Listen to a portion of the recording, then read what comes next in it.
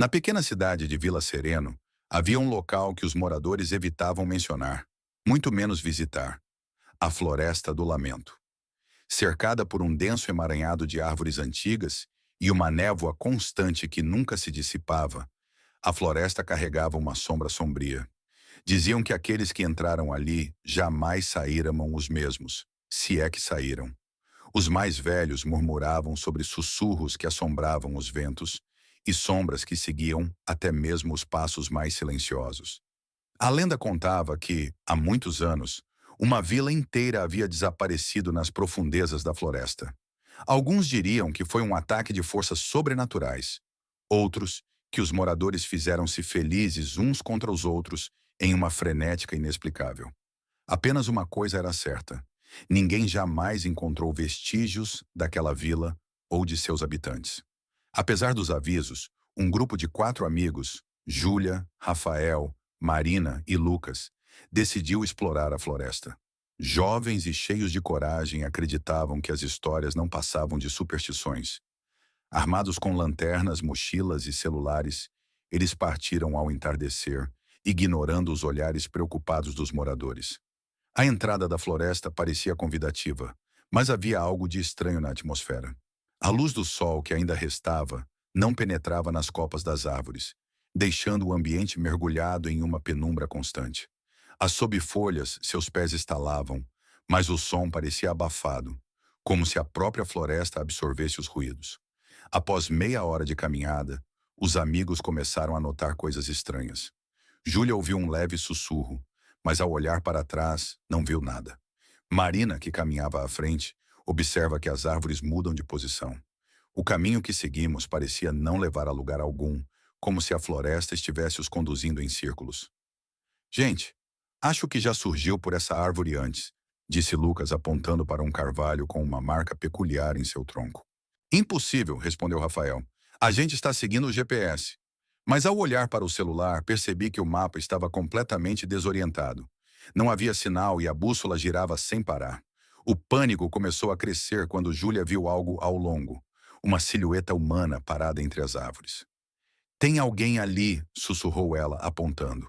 Os outros olharam, mas a figura desapareceu antes que pudesse confirmar. Deve ser um reflexo, disse Rafael, tentando esconder o medo em sua voz. Enquanto continuavam, as sugestões foram aumentadas. Não eram vozes claras, mas uma mistura de lamentos e palavras indistintas que foram feitas para todas as coisas. A névoa ficou mais densa e a sensação de serem observados era inegável. Marina parou abruptamente.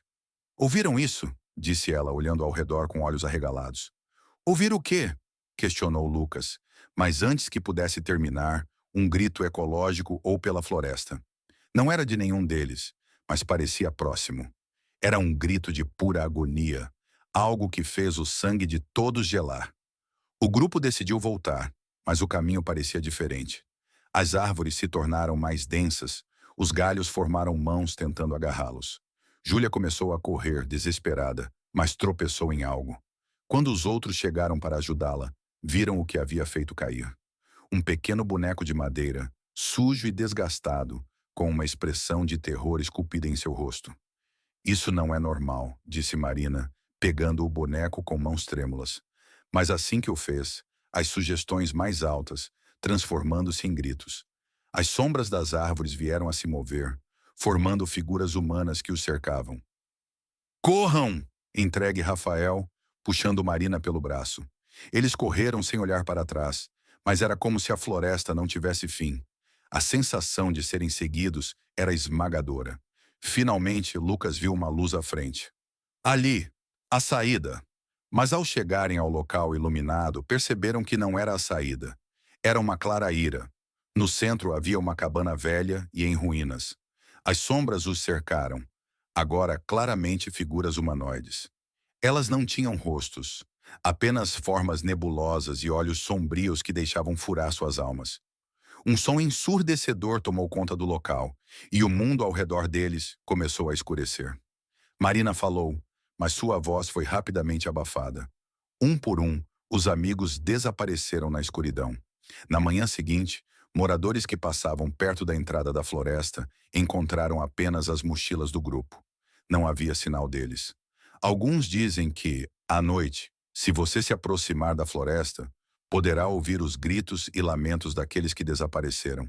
Outros acreditam que os amigos agora fazem parte da floresta, presos para sempre como sombras entre as árvores. A Floresta do Lamento permanece intocada, um lembrete sinistro de que algumas histórias não são apenas lendas, mas advertências.